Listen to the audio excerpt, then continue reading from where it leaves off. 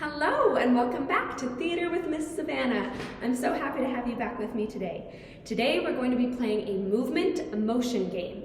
So as you keep playing the video, I'm going to be switching through different emotions, and it's your job to start moving around your space as if you're feeling that particular emotion. I'll give you some scenarios to make it easier for you to think about how you want to act. Let's get started.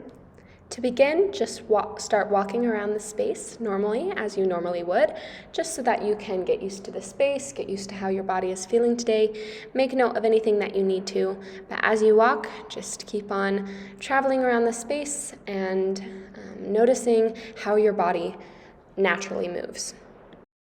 Okay, now start moving around like you're really, really, really happy. We want big movements. So think about how a happy person would walk.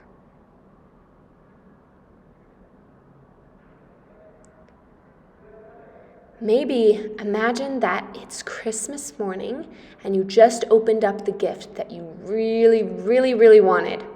What does that look like? How would you move around?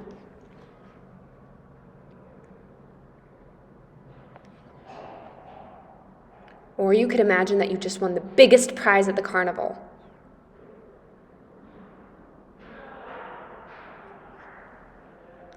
Great job! All right, so now we're gonna move around like we're really, really, really sad. How would a sad person move around? Maybe you can imagine that you're going to a funeral of somebody that you really cared about, whether that's a grandparent or a dog or someone else.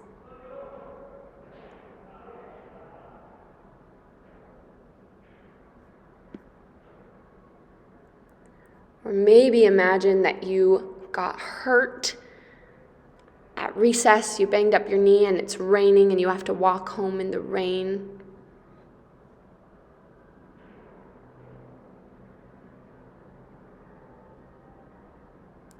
Great job.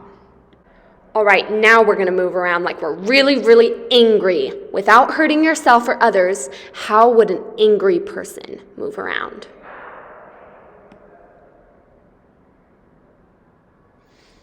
Let's imagine that you just got grounded and confined to your room because your sibling blamed you for breaking the vase when they were actually the one who dropped it. How do you feel about your sibling? Are you mad? How does a mad person move around?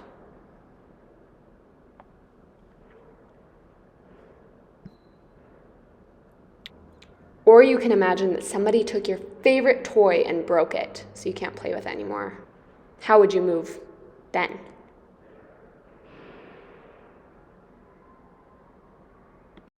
Great job! Okay, now I want you to move like you're really, really, really scared. How does that look?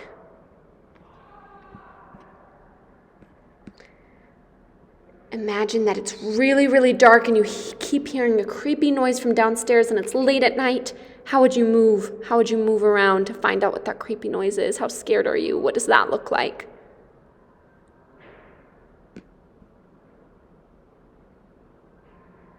Or you can imagine that a lion is chasing you. Don't hurt yourself, but how would a scared person run?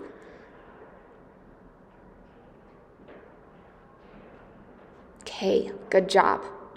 And for our last one, we are going to do how would a really disgusted person move around? How does that look? Maybe imagine that you just had to eat your least favorite food and now you feel really sick. How does that look? Gross. Or imagine that you're at the beach and you keep stepping on something squishy in the water. What does that look like? Ugh, gross.